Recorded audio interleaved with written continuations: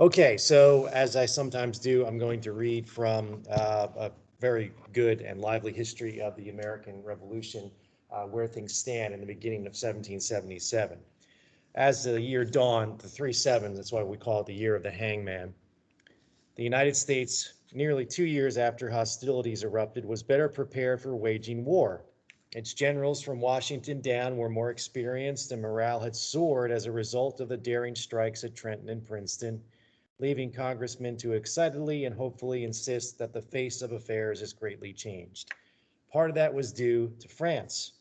Though not openly allies, the French followed to begin clandestinely funneling aid to the Americas. So we didn't have any kind of commercial treaty just yet or a treaty of alliance, but they're sending money and supplies. One Carolina congressman cataloged the arrival from France of 200 field artillery pieces, 30,000 muskets, so the Americans will be shooting at the British with Charleville muskets produced in France. Tons of powder, 500,000 in currency as well. The Continental Army was thought to be stronger too, and not solely because of French aid. It had been transformed from a citizens' army of short-term volunteers to a standing army. I think that's correct, as we're going to talk about through the remainder of the actual fighting, the transitional style of the Continental Army. And that'll be what Congress does, the efforts of Washington, and those who make choices to enlist on their own as well.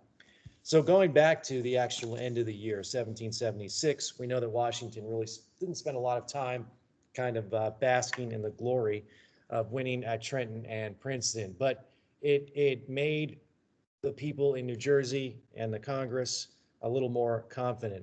He took the Continental Army, such as was left of it at the end of 1776, and at this point we're now talking the first week of January 1777, and he took them into the hills of New Jersey. Yes, they're actually rolling hills in New Jersey. It actually is something that exists. And they moved to an encampment at Morristown. This is a recreation of the cabins. Obviously, they're not. Whoop, let me get this to go up again. There we go. At Morristown State Park. I believe it's actually a national park. Recreation of the cabins that were built. It looks a pretty horrible place to spend the winter. We will talk obviously about Valley Forge and how it's a transformative event in the American Revolution. But the winters at Morristown were no picnic by any stretch of the imagination. So here you have the Continental Army within striking distance of the British, who are in New York. So they've occupied New York. Washington is close to New York, here in northern New Jersey in Morristown, and they build these small wooden huts. The British have a decidedly different experience in New York. Even though about a third of the city had been burned, Washington kind of is asked and says, I know nothing. That's kind of his answer. He didn't want to defend the city. Congress kind of told him to, and then later he said, Congress made me do it, and then Congress said, no, he didn't. But again, that's where the army was, the British, so he tried to defend the city.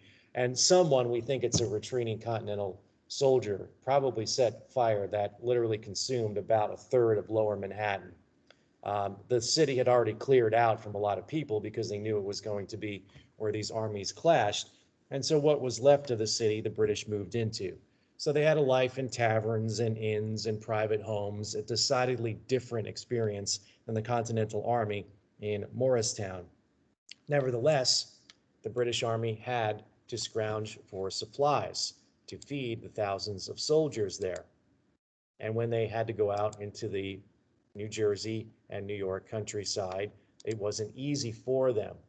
This was a story of the fighting in New Jersey even before the Battle of Trenton at the end of 1776. The British in the beginning of 1777 are confined to just a couple of towns within New Jersey. And so when the army would leave New York into either New York State or across the Hudson River into New Jersey, they had to forage and they would have to go look for supplies. That, of course, doesn't really work well with the good citizens of New Jersey and New York who see their supplies commandeered by the British Army. Of course, they had rules for plundering. I went through them last time. Try not to take private people's property, but that rule wasn't always followed. So it wasn't endearing to the people of New York and New Jersey. And the other problem that the British had, and this is why they were largely confined to New York City, is that when they went out in force, because the New Jersey militia, again, encouraged by Washington, would strike the British whenever they went out looking for certain supplies, like grain and cattle and horses for the soldiers. And that meant that the British had to very often go out and strengthen the number of soldiers that would have to escort those folks who were looking for the food. So this quartermaster, it was called, the quartermaster supplies, was often very difficult and challenging for the English. And the people of Boston were New York were finding out, like the people of Boston, as you're reading about with the siege of Boston, they were wearing out their welcome looking for food and firewood in wintertime.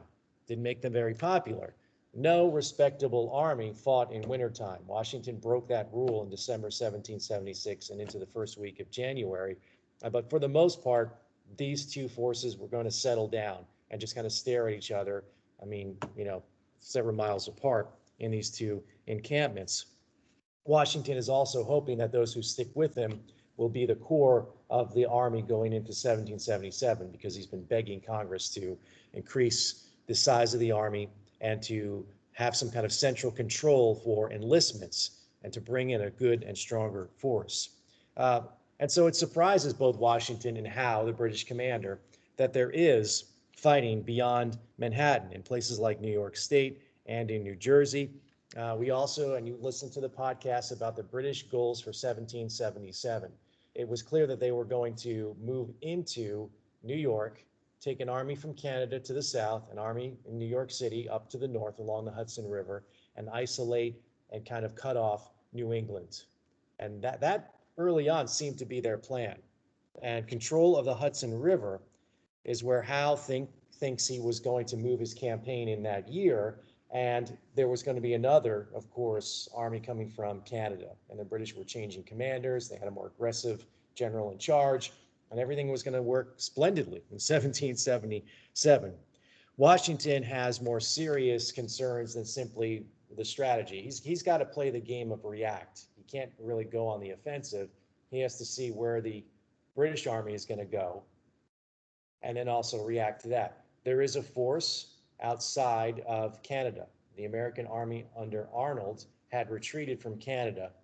But as we're going to find out, Arnold fought this delaying tactic. It was really effective. He basically prevented the British from moving south across the Hudson River in 1776. That would have been absolutely devastating. We'll get to that as we go along. Washington has a dwindling army that is now in the encampment, and I think the only thing holding the soldiers there is that, look, they have no place better to go. They might have signed on for a bounty to remain in January of 1777. There isn't a lot of desire for soldiers to stay in a winter camp. As you can imagine, staying with 11 other guys in that cabin, they typically fit between 10 and 12. Having been inside them at both Morristown and Valley Forge, I can tell you that's just not a great place to spend months, not weeks, months. I mean, we're talking from January through March easily. These winter encampments didn't just, oh, the snow stopped, we can go out and fight. You've got to move in what constitutes roads, and if the snow's melting and you get the rainy late winter, early spring, the roads are impassable. That's what makes life really difficult, and you can't campaign. A lot of folks go home. Part of his army is sick with smallpox, and the Continental Force, at least in Morristown, is probably down to, we think, about 3,000 soldiers. This is a fact that he wants to absolutely disguise from the British. And again, that force is going to be the core of those who build the army into the next year. So the army's transforming, as we find out. Everyone who was just rushing to the Boston lines in 1775, those folks had gone home. And we see the army constituted of different individuals, a different group of Americans. In late 1776, getting back to the idea of recruiting a large army and a substantial army for the duration, Congress did put in the Continental Congress, now just called the Congress. I mean, they're basically meeting now in perpetuity towards the end of the war. They make some choices. to help alter the face of the Continental Army, and a lot of that has to do with the enlistments. They tried to encourage men to sign up for 3 years. And then if you agreed to longer signing up time or enlistments, you would get more inducements. In January of 1776, they paid people $6.66. What? How did they come up with that figure? To join the Canada expedition, Benedict Arnold's march north. $6.66.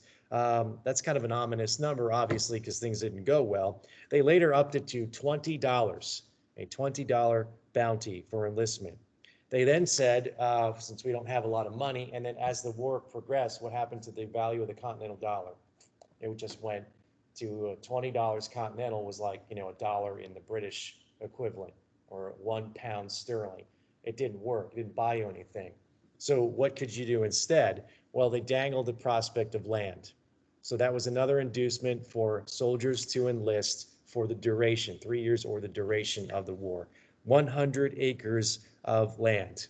So if you signed up for as long as the war lasted, and if you lived, disease, smallpox, just dying, wounded, maimed, you would get that land. The first time also, for the first time, beginning in 1777. So this legislation is passed by Congress, the governing body of the United States at this point. They also made it clear that they wanted to assign quotas to the different states. Places like Virginia and Massachusetts got more quotas, meaning based on what we think is your population, you, the individual state, has this many or this many soldiers to recruit.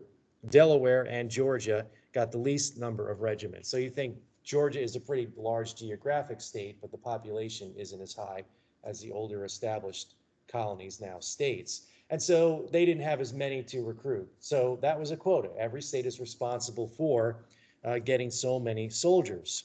They also put in place, Congress approved because of Washington's suggestions and the Board of War that was in Congress, the committee running and making suggestions to the full Congress. They invoked more harsh punishments for those who ran away, any infractions, breaking of the rules. More lashes would be applied to keep soldiers in line, and more crimes were punishable by death, capital crimes, like instituting insurrection or a mutiny in the Continental Army. And there were several of them during the time of the American Revolution. And Washington had to order the execution of soldiers, usually by firing squad or hanging. This begs the question, obviously, why did people enlist? Why did you? I mean, the money, I guess the money could be part of it. Some certainly, and we shouldn't underestimate the patriotic reasons why you would enlist in either the militia, the short-term soldiers, or the Continental Army. Especially around 1775 and 1776, patriotism seemed to be an overriding motivation. People have written articles about and sections of books about why men enlisted in the American Revolution. And certainly, winning independence was part of that, and the belief that that was a noble goal. A lot of these soldiers think it is a chance and an opportunity, this rebellion, now this revolution, to see real change in the nation or in their lives. I mean, to see the rhetoric that is there. They recognize what folks have been saying, not only in the Declaration, but in the state pronouncements about independence and fighting against Great Britain. Social and political equality. Their fortunes, their standing in the world could dramatically change if independence is a reality and then it's recognized and then the war is successful and Great Britain stops fighting. So I mean, we may think this is kind of lofty and unrealistic, but it put people into the ranks. The other is, of course, that everyone else was doing it, and I should too. This is a motivating factor for massive amounts of recruiting, either by volunteers or by drafts that we've had throughout American history. In small communities, you could imagine that there is a lot of pressure to join up. My neighbor is going, my father is going, my brother is going, my uncle is going, my minister is going. He's encouraging us to fill the recruiting roles from New Hampshire or Rhode Island or any other state. Sermons in New England spoke of the cause and the idea of war as a purifying experience. And that motivates people, and they go. There's also an idea of adventure and heroism. This is what motivated George Washington in 1754. He's 22 years old, like a college senior, and thinks, okay, maybe Washington thinks he will bring about bigger and better things, including for him, his personal motivation was to prove myself and to also maybe get that commission in the British Army. Of course, he never gets that, but that's the goal. Doesn't realize he's never going to get any farther than being an officer in the Virginia Regiment. Most who served in 1775 and 1776, we know this from studying the recruiters and recruitment, did not re-enlist. So that, what we call it, the rage militaire, French term for the enthusiasm for war in its infancy. They're not around at the end of 1776, or very few of them are around. They go home because they're farmers with debts. They have creditors to face. And work is done through manual labor, and there's no machinery to do it. So someone's got to hook a plow up to a pack animal, or you've got to do it yourself. There's the other thing to consider. Soldiering is boredom, filled with occasional terror and tedium after the terror ends and you live, if you aren't wounded, maimed, or killed. Being dirty and hungry isn't really fun. But Washington gets enough soldiers to keep the cause going. It's also tougher to find volunteers.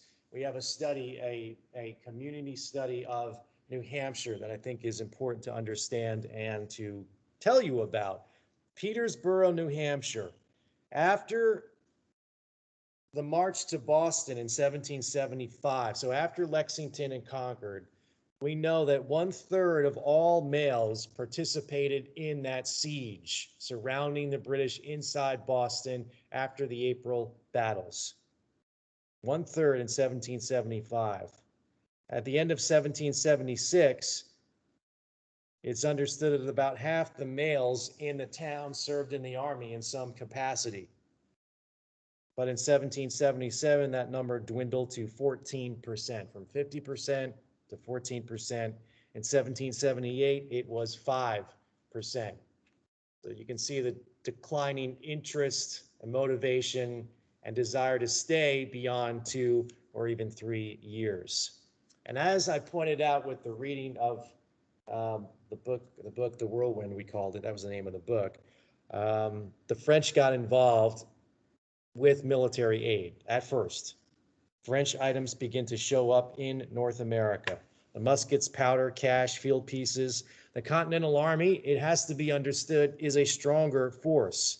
It is changing from citizen soldiers to a standing army. It's a small standing army, but those around are campaign-hardened individuals. They lived through New York, the disastrous battles around New York, and they participated in Trenton, Princeton, even the battles of Quebec, that didn't go very well. The retreat into New York, and those around, okay, they're willing to stay around. They'd seen combat, and that's going to prove to be very important. Congress in 1777 authorized the Army to create what they called 88 battalions or regiments. It's kind of an interchangeable word. That essentially means upwards of 80,000 soldiers. The 88 battalion rule in 1777. So it is upwards of 75, 80,000 soldiers. That's the idea. If you have full strength regiments or battalions by Congress's expectations. They don't get that. They get 43,000. So a little more than half.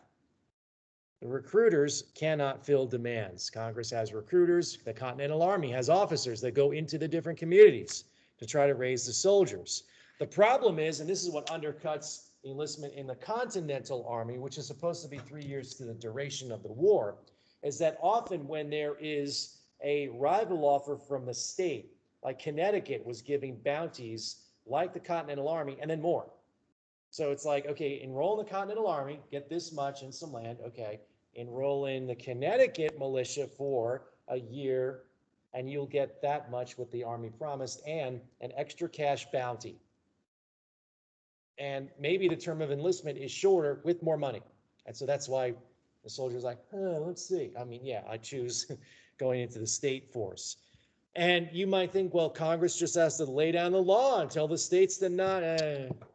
As we're going to find out, Congress doesn't have a lot of enforcement power. Congress is the government. There is no other branch of government that can go and say, well, Georgia didn't fill their quota, neither did Massachusetts, and so we're gonna, no, can't do anything really.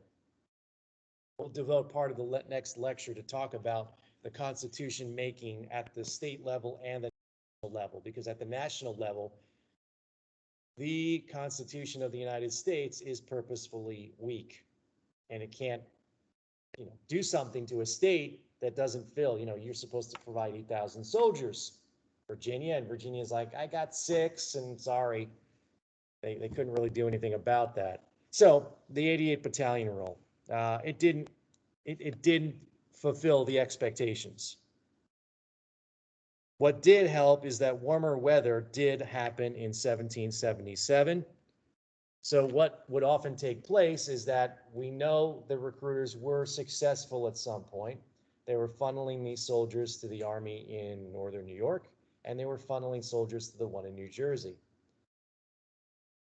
If you've got your crops in the ground, if you don't want to endure snowstorms and frigid New Jersey winters, that's when the army starts coming out. Late winter, early spring, 1777. Washington can boast during the spring of 1777. By May of that year, he has 9,000 soldiers. Probably went into the encampment with about 3. Okay. Some of them are veterans of 1776 who went home, say, encampment? Nah, going home. I'll show back up, though, when the winter gets better. I'll take that bounty. They're bounty jumpers, too. They're people who live in New York and say, wait a minute, the bounty in Connecticut is higher. I'll just cross the border into Connecticut, take my cash payment, promise of land, or whatever the state promised, and then I'm part of the militia. Again, people kind of work the system for their own gain. Those who soldier on after 1777 are also very young. We know in Virginia, the median age or the middle age of the recruits about average was 20. 5% of those were younger than 16. These teenagers coming out and joining the militia or the army units. The greatest difference is that the enlistees in 1777 are poor. Many of them are landless, they're unskilled, they're unemployed, and they're from foreign countries, which Washington says, okay, we'll take anyone who can fill the recruiting roles. As supplies dwindled in New York City, it is General Howe in New York, the commander of the British force there, who sends troops to forage into New Jersey to snipe with Washington's forces in Morristown. And for this reason, and because he wants a battle to end the war, and that New Jersey is not going to be tenable to march across, go across the state, and that would really bring about one big battle to destroy Washington's Continental Army. But he decides it's not safe to go across New Jersey.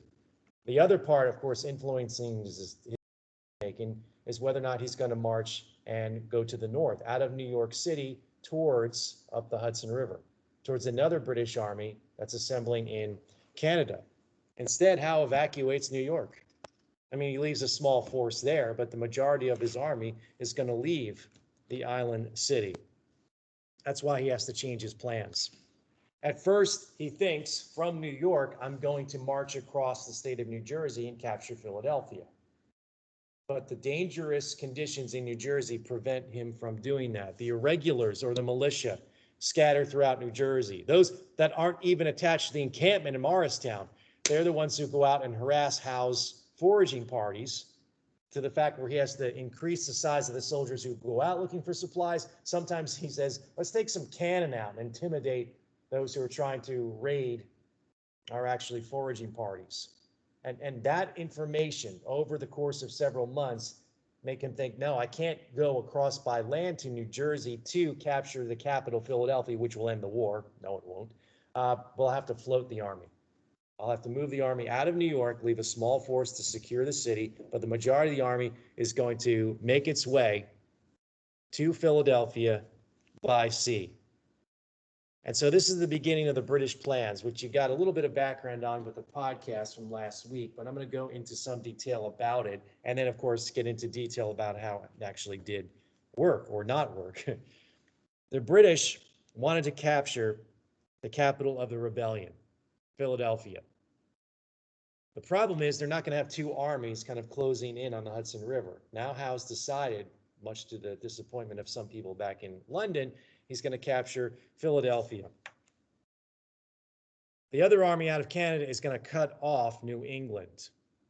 So the army will move north out of New York City, another one from the south, out of Canada to isolate Yankeedom, all of New England.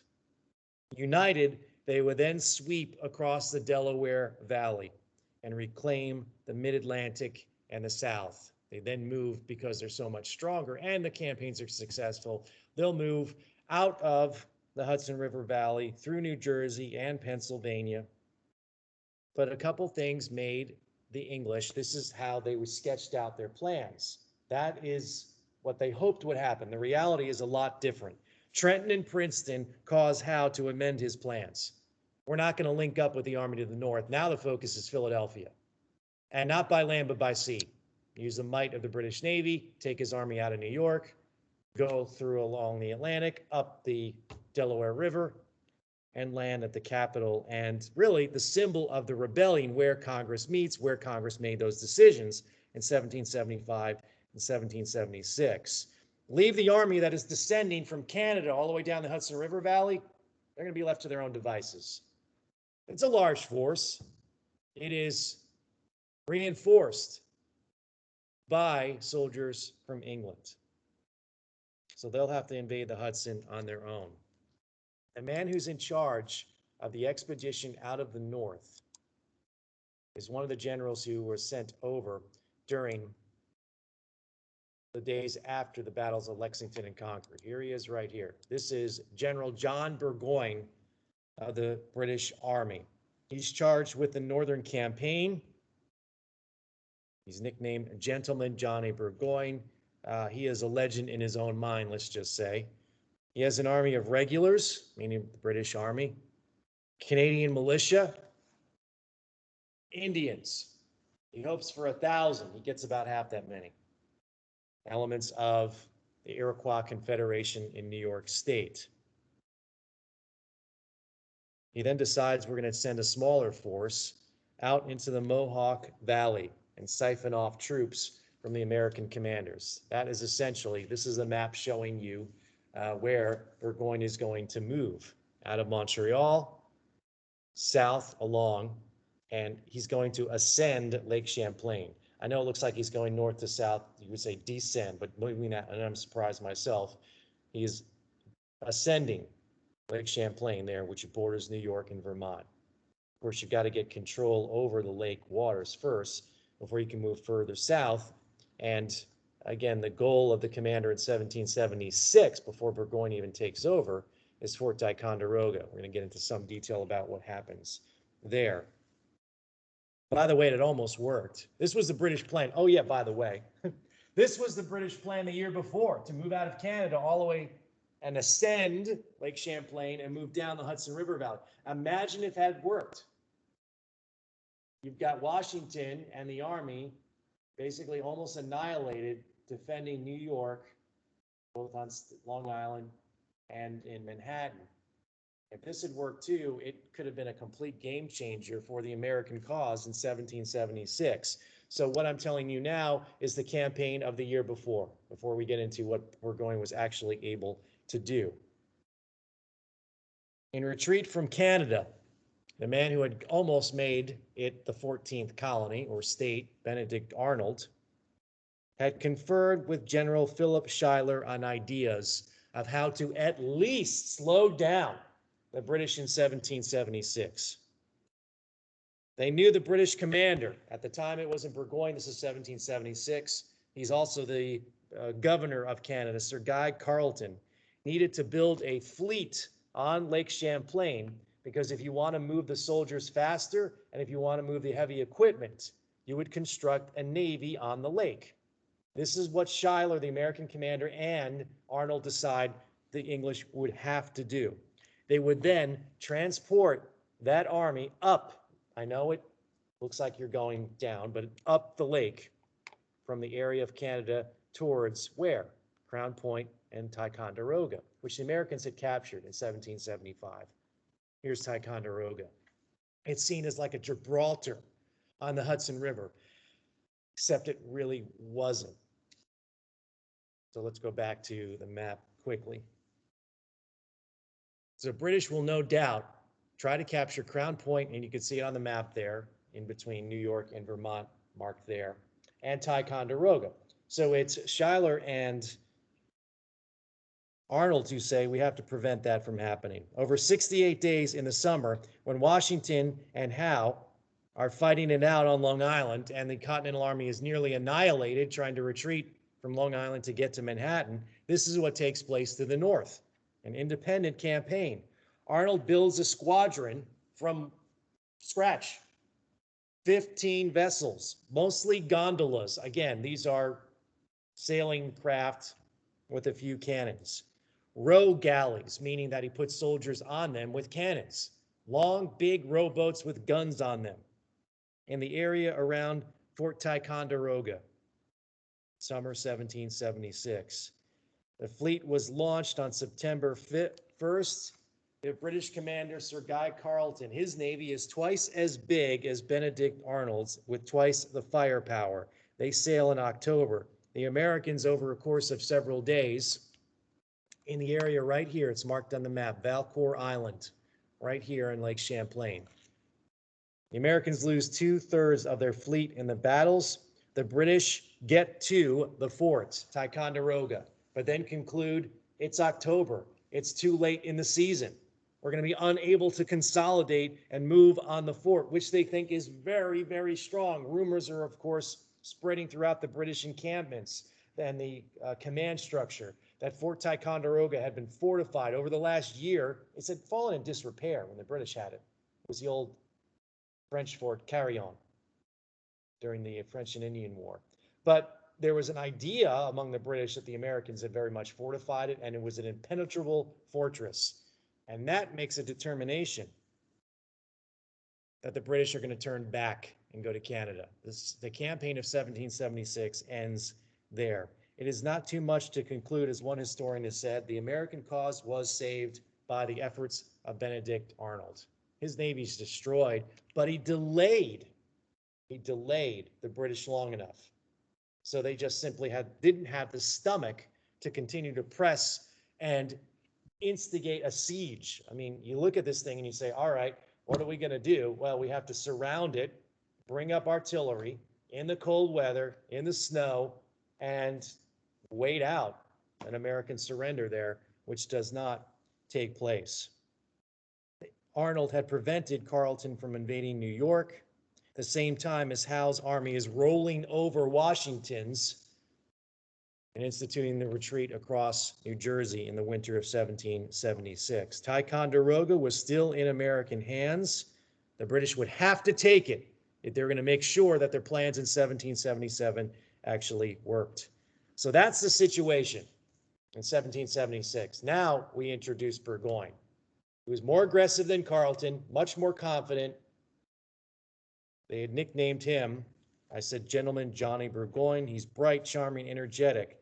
He was called by his associates General Swagger, and he especially liked the nickname Julius Caesar Burgonius for confidence, I guess.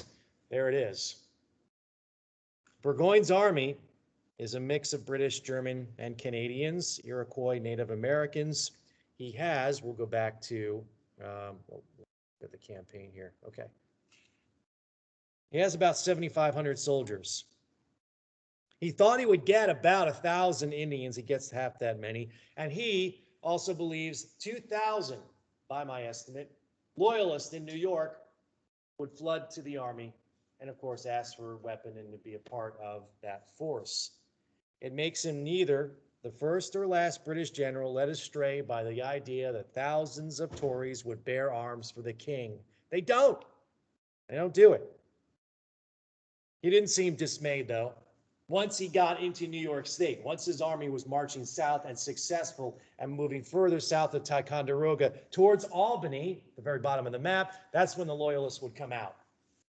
He didn't even make it that far. The immediate delusions of grandeur for Gentleman Johnny Burgoyne start in 1777 as the British leave Canada. In May, he issues a proclamation. Everyone on the invasion route should welcome Burgoyne's army with open arms. Okay, this is going well so far. He said the rebels need to abandon the frenzy of hostility, as he called it, or his army would, quote, sow devastation, famine, and every concomitant horror, unquote. There is a great way to motivate people, not to your army, but to come out against it. Sow devastation, famine, and all other horrors. His words got into, wait for it, American newspapers, all throughout New York State and in the city. It resounded like claps of thunder, anger, fury, and swell in New York, and whoopsie, New England as well. It's a great recruiting effort for what is now Vermont, New Hampshire, and Massachusetts. It also, of course, brought about the fears that Indians would side with the English and that the war would take a really devastating toll on human life. They also put in the newspapers, whether or not it was true, that the Mohawk would be told to go out and strike at enemies, non-combatants, and scalp anyone that they could. So all the horrors of war brought to people who weren't even involved in it. So this dunderheaded proclamation dooms the expedition from the start. I can just say that it goes downhill very, very quickly. When you see what takes place with these vast promises of what will happen, the success of his army, it doesn't happen at all. He creates opposition before the army even moves. Not good. Not good if you're a British commander. He needs to live off the land because the farther he gets from Montreal, right, the farther his supply line is to connect food and supplies and more soldiers to the actual army. He tells citizens along the route as he moves south, first through the lake and then towards Ticonderoga, to keep corn and cattle out to feed the liberating army. Okay. His force arrives near Fort Ticonderoga at the end of June. It looks like it's going to go okay because militarily he succeeds more than they had the year before. They bring cannon to high ground outside the fort. Southwest of Ticonderoga, there's a mountain called Mount Defiance. And the American commander there had said, it'd really be awful if they brought cannon there. They can literally rain it down on the fort. And then the British show up and do exactly that. They bring cannon to the heights outside the fort. And the American force there says, whoops, we're going to have to surrender the fort without a fight. So this part of it looks like a huge success for Burgoyne and not a very good development because it actually means they're going to replace the in charge of the American forces in 1777. But instead, the American forces continue to grow, not dwindle. Washington sends about 2,000 soldiers from his army at the end of 1777 up north to boost the forces that are in New York. The Patriots' forces are a whirlwind of activity. They retreat, yes, but they knock down trees, destroy bridges, build barriers, burn crops. Or, as Washington later admits, let the forest fight for you. And all the while the British are moving south with an inevitable result of success, so their commander claims. They go farther and farther into enemy territory. Burgoyne kept going. It was hard to admit defeat or even that they could not be successful. And Washington then thinks the retreat doesn't look good, but you can turn and fight when you want. And that's what actually does happen. There's more bad news for Burgoyne.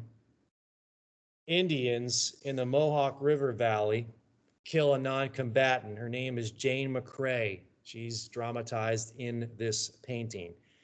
They had lived on the frontier, the McCrae, and after this murder, militiamen in New York State turn out to join the Continental Army of Upper New York, or the Northern Department as it was called, in droves.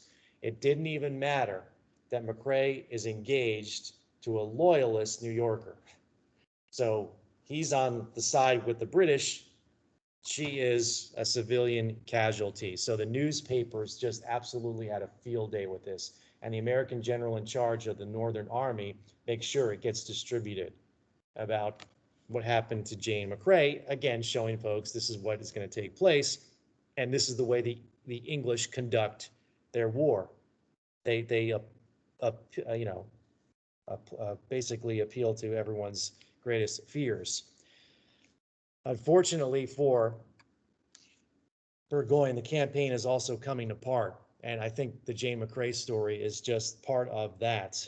The relief from the West and what Burgoyne tries to do on two occasions here. Now we're in August of 1777. There's a relief force coming from the West. You can see it here on this part of the map. The idea is to divert some of the Continental Army. They'll have to send a force in the area along the Mohawk River Valley, which they do, and the American force is defeated, but the man who's coming to the relief, Barry St. Ledger from Fort Oswego, is like, nope, we're done, too much resistance here. The British also decide they need to forage into what's now Vermont, and he sends some soldiers, most of them were actually Hessians, to a little village known as Bennington. And Bennington is basically Lexington and Concord all over again, well, mostly Concord. The British are there trying to forage for supplies. They meet a much larger militia force of Vermont and New England soldiers who absolutely nearly annihilates the mostly Hessian and British force there at Bennington. So that happens within what? You can see 10 days of each other in August. So a way to seize and take control, and that to prove that you have been successful. I mean, after Fort Ticonderoga, things seem to be going swimmingly, but that's not the reality at all. A retreat to Canada may have been advisable at this point for Burgoyne, but he keeps going. He basically, I think, concludes it's going to be harder to quit than retreat. Congress then replaces the American commander, who doesn't have a lot of allies in Congress, Philip Schuyler, with this man, Horatio Gates. Horatio Gates had been born in England. He had served as an officer in the British Army earlier in his life.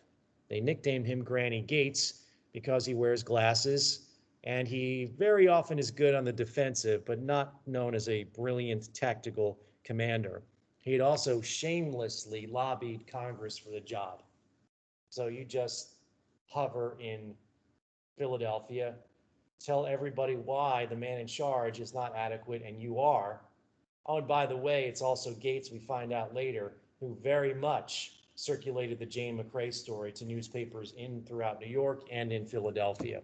So he gets the appointment. Near the village of Saratoga, once Burgoyne crosses the Hudson River, you can see here that he goes from the eastern side to the western side. That's going to make his supply line even more difficult. It is Gates who sets up with input from Benedict Arnold, who had joined the army at this point. And a couple of battles fought in a couple weeks apart. They were fought in actually the end of September, beginning of October 1777. The Continental Army beats up the British force 2 times.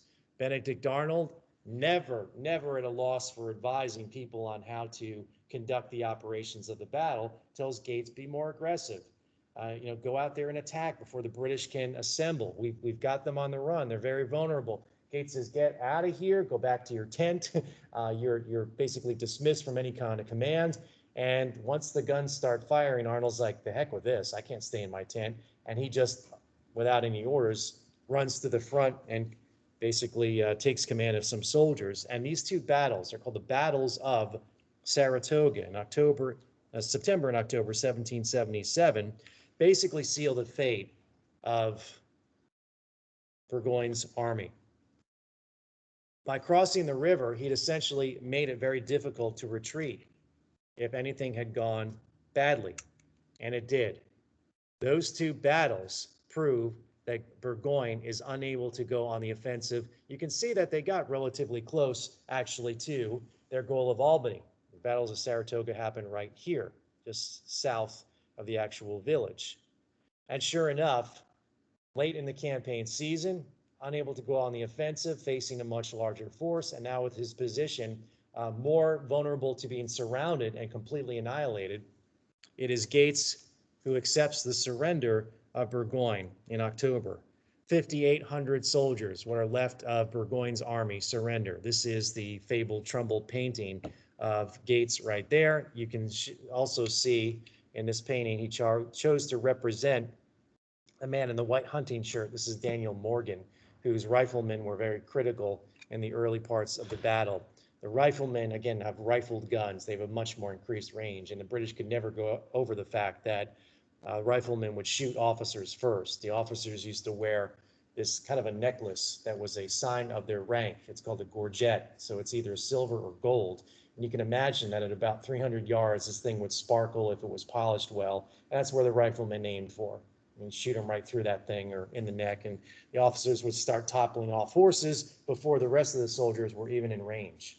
The rifle is 3 more times effective at range as the muskets, and that kind of breaks discipline down when you start seeing horses and officers fall over, and you can't even see where the gunfire is coming from.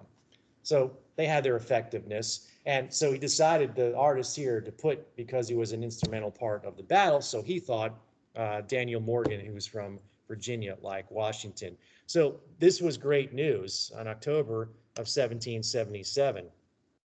It also brought people to an understanding that maybe because the fortunes of Washington were a lot different than Gates's fortunes. I mean, Gates is seen as a conquering hero. Where should the credit go? Probably mostly to Benedict Arnold.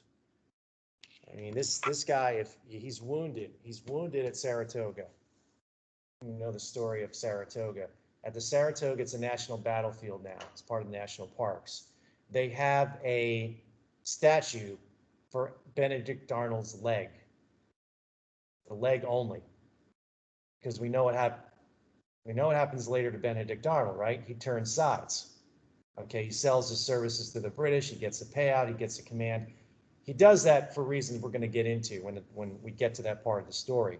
But wanting to commemorate his participation, without him at Saratoga, it may have gone a lot different. And certainly the Battle of Lake Champlain the year before was just brilliant and prevented the British from moving all the way through New York State and maybe even linking up with Howe's army. And then, the Continental Army under Washington is done for.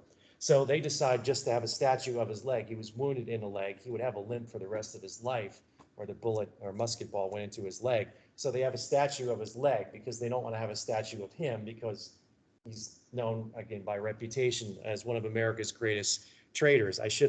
I'll find it for the next time we talk about Benedict Arnold when he tries to sell out West Point. I'll find a picture of that and put it in the PowerPoint. Anyway, getting back to Gates, you can understand when we put this all back together, the story. What's happening with the Continental Army under Washington in the fall of 1777? They're not doing very well. The encampment after Morristown, he had gotten more soldiers, but they didn't fight very well, mostly because of Washington's tactics. So Washington's stock is down in the winter of 1777, and Gates is up. I mean, some people would think, who should be in charge? And some members of Congress were even asking serious questions. How far it was going to get, still debated to this day. But let's talk about the Continental Army and the Philadelphia campaign. When the British finally show up, move this down here, here we go. When the British finally show up, once again in 1777, having floated their army off of New York, It is in the Chesapeake in August 1777, and then they move their way into the American capital of Philadelphia. Washington has an army that is much stronger now. He puts his soldiers on the move all the way across New Jersey. He had to defend New York. It wasn't successful. At this point, he's going to defend Philadelphia. To keep up the civilian morale, Washington decides that he's going to take a stand and keep the English from campaigning and successfully capturing Philadelphia. This would be obviously very devastating to the cause, and the British think it's going to end the rebellion because, hell, if you're fighting the French and you move into Paris and you actually take control of Paris, the French would maybe stop fighting, or any other opponent in any other country. But the British realized too late that what you had to do is destroy the Continental Army, which they never do. Because Congress goes on to relocate into different towns and cities throughout the rest of the American. It's like a rock band on tour. You can say Continental Congress, and then in the back have every place they ended up because they were usually chased by the British. Along the way, his soldiers had taken what they wanted in Maryland and southern Pennsylvania. Howe wants Philadelphia also.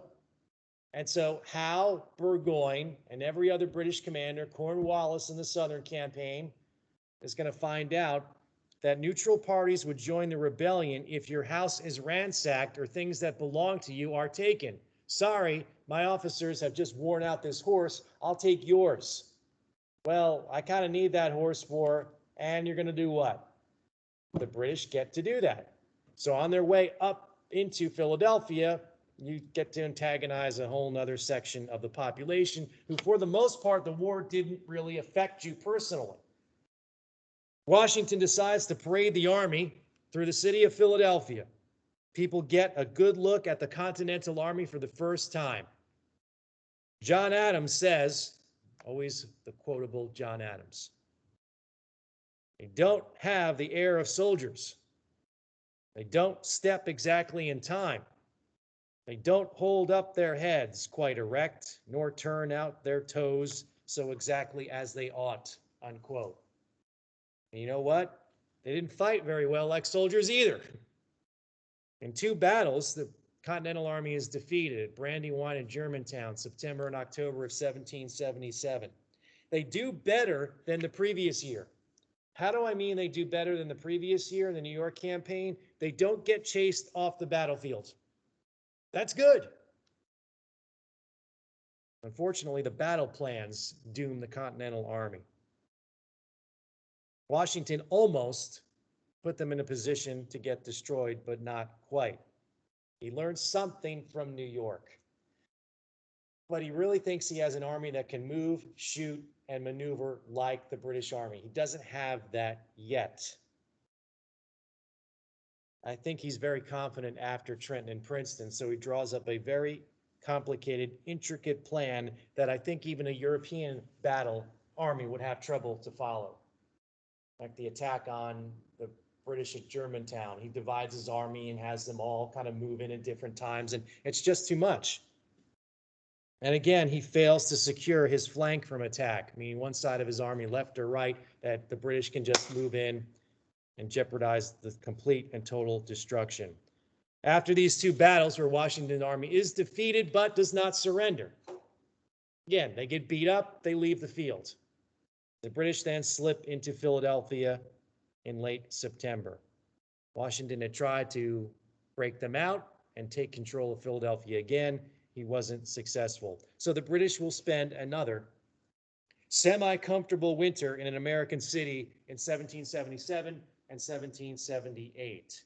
Washington and his troops will move to the hills north of town at a place called Valley Forge, an encampment we're going to talk about in some detail, and keep an eye on the British. The one piece of good news arrives, obviously, with the success and surrender of Burgoyne's army. This is going to put in motion a series of events that will turn the course of the American Revolution. American diplomatic activities had never stopped after the First and Second Continental Congress. In fact, they ramp up in the winter of 1776. Benjamin Franklin arrives in Paris in December. He's part of a three-man delegation to get recognition and a commercial treaty from the nation of France. Even before the fighting had started, the French had been very crafty, even before Lexington and Concord. They sent a French minister to the colonies to watch events and see what happened. If the French can get back at their longtime enemy, the English, so much the better. This foreign minister's report back to his bosses in France is that the strain in the 1770s between the American colonies and Great Britain is even worse than in the 1760s. And as far as the French are concerned, this is a good sign. Let's take the English down a notch or two. Remember, the French are on the losing end of the French and Indian War, the 7 Years' War, as they would have called it in Europe. In between the time of Lexington and Concord, spring 1775, and the Declaration, July 1776, a committee is formed to pursue a treaty with the nation of France. John Adams heads up that committee. He's maybe not the best guy to do that, but, he's able and willing to do it. This committee is going to give directions to the diplomats who will represent the United States in France. John Adams's directions: tread lightly with the goals. We want a political and a military alliance. But at the same time, if we have a political alliance with France, commercial treaty is great. It's ideal. We need their money. We need their uniforms. We need their muskets. We need the gunpowder. Navy would be great too.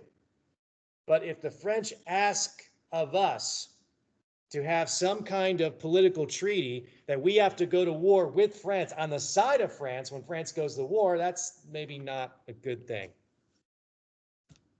So the committee, led by Adams, tells the envoys going over to Paris, seek a commercial pact, a reciprocal pact with the French. Kind of like a most favored nation status. Your goods will come in without any levies of imposts, or what we would call today tariffs. And maybe you'll treat our goods the same way that go from the American nation to France. American commerce, he believes, can be used as leverage. We always think that. We think that from the Revolution onwards. If you take out the American trade with either France or England or France will change its policies. They don't realize, I think, that we have a really high opinion of our trade ability to influence the politics in France or England. I think it probably goes back to, of course, the non-importation agreements and the boycotts. Louis XVI and his finance minister realized a lot of aid might ruin the economy of France. It does. How far away from the American Revolution is the French Revolution? It would also bring about a war with England, which they don't necessarily want or welcome. Some do. Maybe this can help put the English in their place. The man who's responsible, who leads the French delegation, is the Comte de Vergennes. He gives massive loans to the United States government, agrees to buy American tobacco, no longer exported, obviously, to England. And then Louis XVI's ministers keep after the monarch, who's, again, somewhat hesitant. Comte de Vergennes reminds the king that if we do dawdle, God forbid, the American colonists might reconcile with England. There may be some kind of settlement by which things go back to the way they were in 1763 and the independence, even after independence. We can possibly see a reconciliation between the two countries. Vergennes and another French representative, Count Beaumarchais. I think I have a slide of them, so let me show you these French individuals. This is an absolute game changer, really, if they're successful for the American cause. There they are.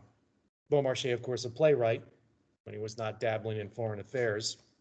These two gentlemen lead the French diplomatic effort and try to sway the young king, Louis XVI. They also have to make sure they tell the Americans, we're not really going to clamor for new possessions in North America.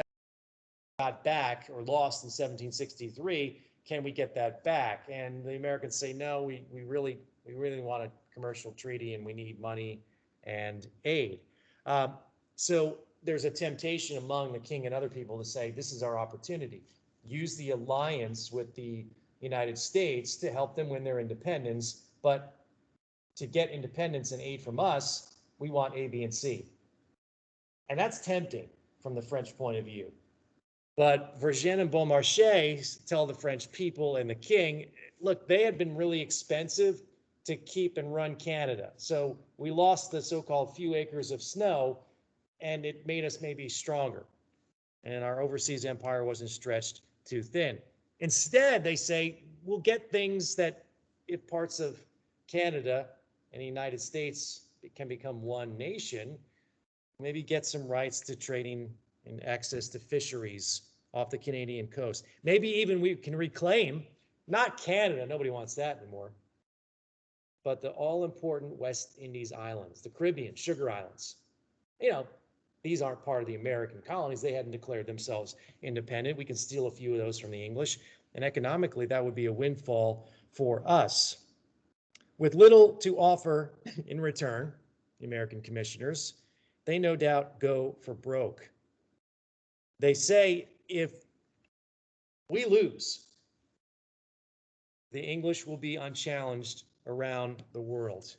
And then if we lose, if you don't back us up here and we decide, having lost the Continental Army, the Congress people hanged and captured, England, by giving aid, some aid, and not a full-out treaty, England will turn its wrath on you, France. It's a really bold and gutsy, I would say really gutsy set of negotiating techniques. And this is why the Americans begin to change tactics. You, the French, have to be willing to enter into a military alliance with us. And with that, you're going to start a war between England and France. America, we say in the negotiations, would not make a separate peace with Great Britain. We fight until the very end, and we also fight, well, until you, the French, sign a treaty with Great Britain. France doesn't bite on this. By the way, just to give you kind of a end game of what happens, the United States does sign a separate treaty with, or separate peace with Great Britain, and the French are like, oh, okay, the war's kind of over, we'll have to do that as well. The major purpose the French see by allowing this kind of treaty with the United States to exist and to be successful is to reduce the power of Great Britain. So by any means necessary, King Louis, we can do this, get some new territories in the overseas empire. We can humiliate the English. And we'll use the alliance with these colonies, whether or not it turns out one way or the other. You're not realizing, of course, that the American Revolution is one for export.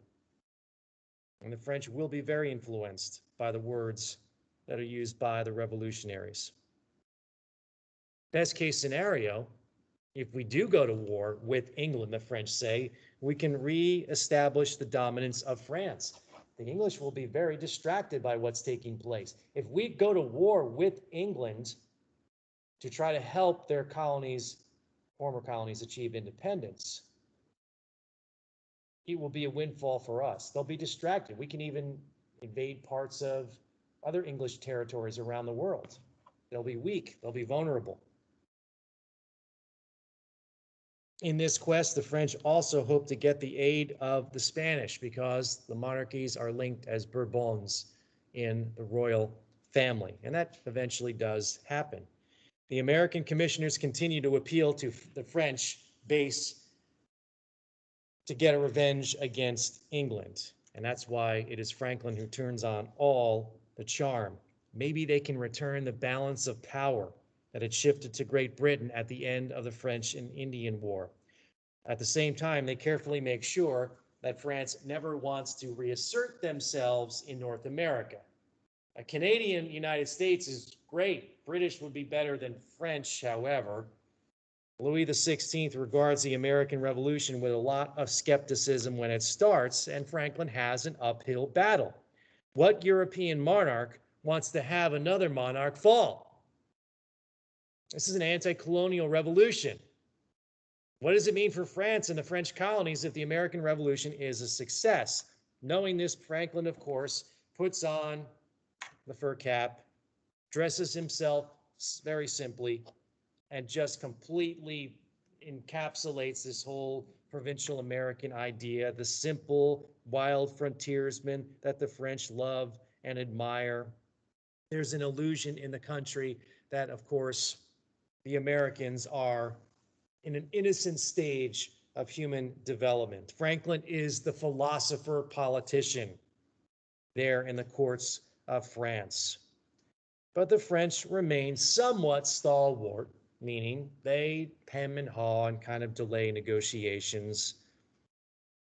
They first have to make sure that if there's going to be an alliance, independence happens. So we see this in the works before the summer of 1776. Then when independence happens, okay, now we know your goal. It's kind of like the Continental Army. All right, the army's around. What is it supposed to do? Well, just keep an eye on the British in Boston. And then there's the vote in July.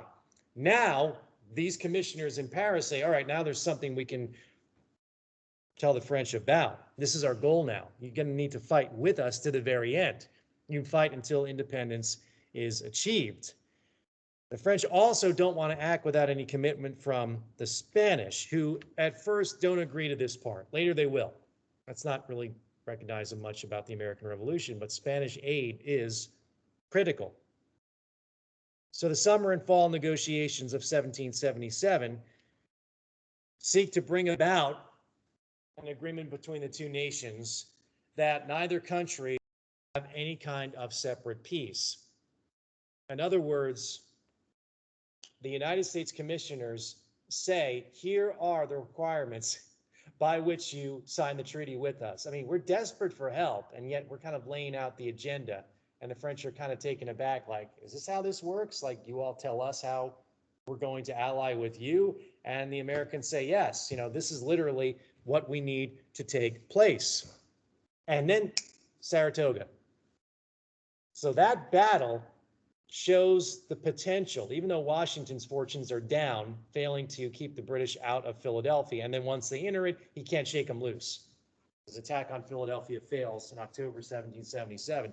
At the same time, however, we have the British, an entire army, 6,000 soldiers surrender north of Albany at the Saratoga battles. This is the turning point. This is why 1777 is important. At the end of the year, we're going to talk about this next time as we introduce how the Constitution making in the country is an important element of the Revolution. We're going to see how the French and the United States were able to get that actual treaty of amity and alliance, as they will call it, in the aftermath of the battles there in New York. So we're also going to introduce the concept of Constitution making at both levels. At the level of the states, Congress tells the states, okay, you're not colonies anymore, you're states. Go write new charters of government. And the states respond by saying, how? And the Congress said, we just told you, write them. How? And the Congress says, the way you want to. So we're used to kind of a top down. Congress is going to kind of put a list of how you will set up your government. You'll have a governor and you'll have a legislature. They do it on their own. Then we're also going to bring in the story of the Constitution making at the national level. The first Constitution of the United States is the Articles of Confederation. We're going to discuss how that is an actual statement of the times, the feeling of the revolutionary generation. It's purposefully weak because that's the way they wanted it. So the state level Constitution making, John Adams said this is the most revolutionary part of the American Revolution. The fighting is important, yes, but disconnecting from Great Britain, no longer being a charter colony or a royal colony, but becoming a state, he thinks is where the true revolution happens. He's horrified about some of the constitutions coming out of certain states, especially when they have no central authority or a weak power. He writes a guidebook. This, John Adams, is my guidebook to writing a state constitution, and some of the states follow it and others don't. And those that don't, he's like, you all will be begging to go back and be controlled by the English if you go through with this insane blueprint for a state constitution. So at two levels, we'll talk about how the French treaty is finally realized in 1777, meaning 1778, will be the first year that the English have to kind of reassess their war strategy. This has been a colonial war for independence. Now the French are joined. What does that mean to the English? How are they going to change tactics? And we'll introduce the concept of the constitution making. And that'll be the agenda for next time.